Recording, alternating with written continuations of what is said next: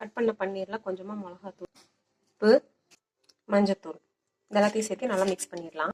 வடை சட்டியில் எண்ணெய் காஞ்சதும் ஒவ்வொரு பன்னீராக போட்டு டோஸ்ட் பண்ணி எடுத்துக்கலாம். பன்னீர் குக்காக எடுத்து இப்போ எடுத்துடலாம்.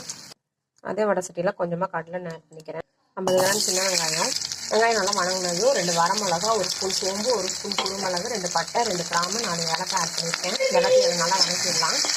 கடைசியாக கொஞ்சமாக துருவன தேங்காய் ஆட் பண்ணிக்கிறேன். இதையும் நல்லா வணக்கி வச்சுட்டு ஆறுனதும் அரைச்சிக்கலாம். இன்னொரு வடை சட்டியில் கொஞ்சமாக எண்ணெய் ஆட் பண்ணிவிட்டு எண்ணெய் காஞ்சதும் கட் பண்ணால் பெரிய வெங்காயம் 2, 1 ஸ்பூன் இஞ்சி பூண்டு பேஸ்ட்டு, அரைச்ச 2 தக்காளி பேஸ்ட்டு, வறுத்து அரைச்ச மசாலா ஆட் பண்ணிக்கலாம். மிக்ஸ் பண்ணிவிட்டு தேவையான அளவு கல்லுப்பு, மஞ்சத்தூள், மல்லி ஜீரகத்தூள் நல்லா மிக்ஸ் பண்ணி விட்டுடலாம்.